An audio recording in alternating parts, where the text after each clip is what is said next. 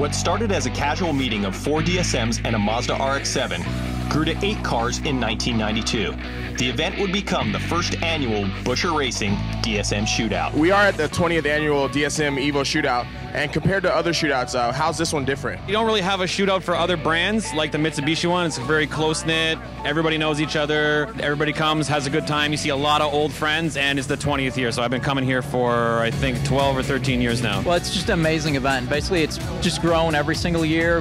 We keep getting, new vendors, higher caliber of cars showing up all the time. More things that are more professionally built. We're here with Emery Capral, owner of STM. How's the shootout going for you guys? Shootout's been great so far. Awesome weather, ton of people. It's crazy turnout. Everybody comes up here for the shootout. It's the best event of the year. Everybody has a lot of fun, a lot of fast cars. Over the past 20 years, the event has grown into a 3-day festival featuring a dyno challenge, autocross, and drag race. Local law enforcement shut down Main Street once again, as over 1,000 attendees and hundreds of cars line the streets. Buschur Racing kicked off the 20th annual event with an open house and dyno challenge at its facilities. On the dyno, Brandon Mastro Donato's EVO took the stock appearing class with 510 horsepower, while Emery Capral captured the Buschur Racing Big Turbo crown with 872 horsepower. At the 20th annual shootout, it doesn't get any better. As the sun set on the first day of the shootout, the Wakeman Fire Department ignited a blazing bonfire to wrap up the first day of festivities. On Saturday, the event delivered a feature-packed lineup at Summit Motorsports Park in Norwalk, Ohio. An autocross started the day, while the drag strip offered an opportunity for competitors to fine-tune their vehicles. The autocross turnout was larger than ever.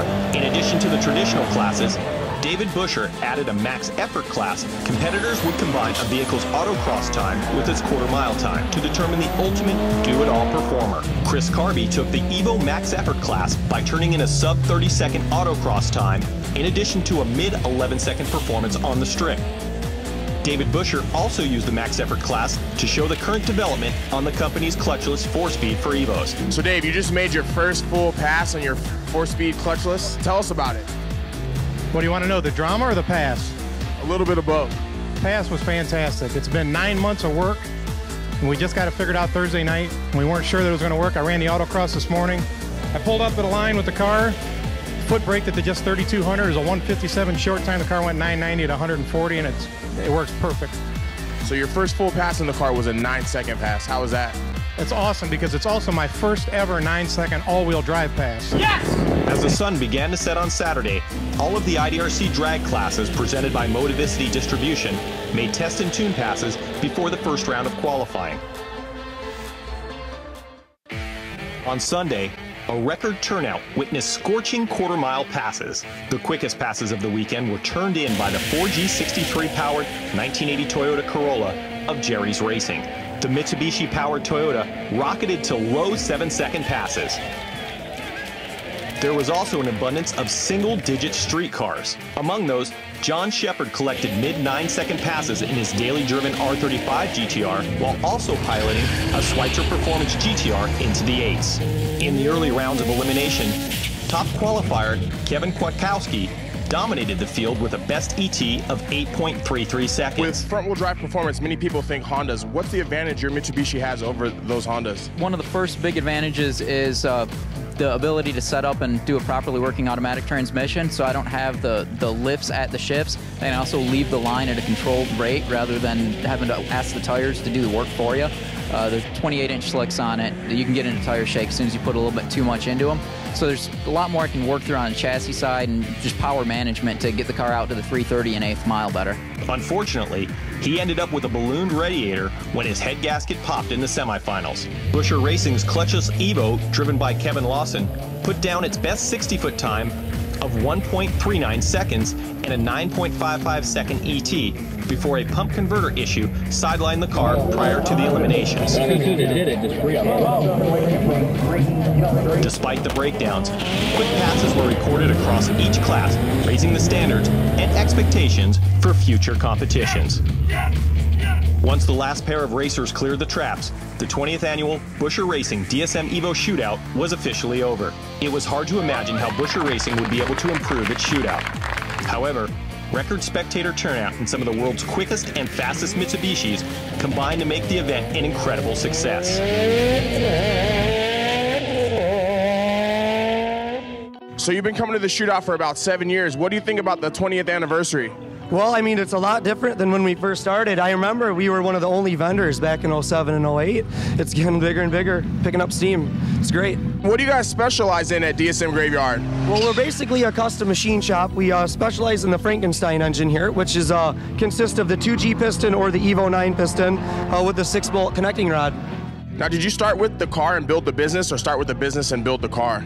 Started with the car and then built the business. Basically, there was just a huge calling for people wanting the parts that I was running. So from that, built the business just based on demand, and it's grown into something big enough that it can support the racing program. What sets Fuel Injector Clinic injectors apart from some of the other companies in the market? We like to pride ourselves on our matching of the injectors, which help the tuners get a really smooth ride out of the car. All-wheel drives put a lot of shock on the driveline, and you've developed a product to combat that. Tell us a little bit about it. Yeah, we've developed this product. It's called the launch control device. It's a pretty simple product.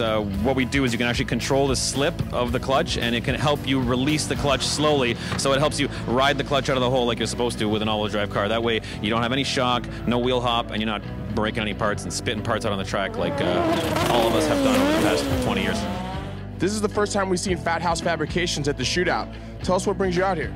We've all been personally coming out here for about 5 or 6 years. We do intercoolers, manifolds, full engine builds, full car builds, chassis work, all that we do in-house. So we're pretty much a one-stop shop for any of your performance needs. For those people who don't know about STM, go ahead and tell us a little bit about the shop. We have probably the best team I could ever ask for. Everything goes pretty smooth from day to day. We're just one big family, and we all actually love racing. It's not about the money for us. We just want to go racing, and that's what kind of keeps us together.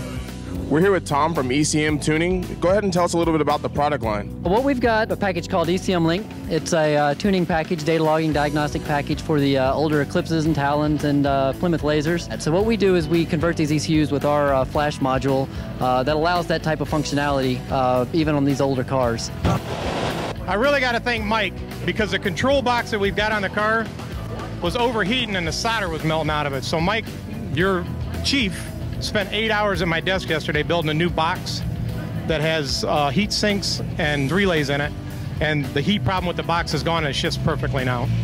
Is this why he went missing for 8 hours during the day to a trip to Radio Shack? Radio Shack and a place in Fitchville, the strip club. I wasn't informed. Buschur Racing would like to thank Motivicity Distribution, D-Sport Magazine, IDRC, ECM Tuned, STM Tuned, Fuel Injector Clinic, Force Performance, LMR Motorsports, Kigley Racing, NBF Tech Racing, Broken Wrench Performance, Gills Tees, Spec Ops, Magnus Fabrication, Torque Solutions, Fat House Fab, All-Wheel Drive Motorsports, Green Filters, DEI, DSM Graveyard, and J Racing for supporting the 2012 Buschur Racing DSM EVO Shootout.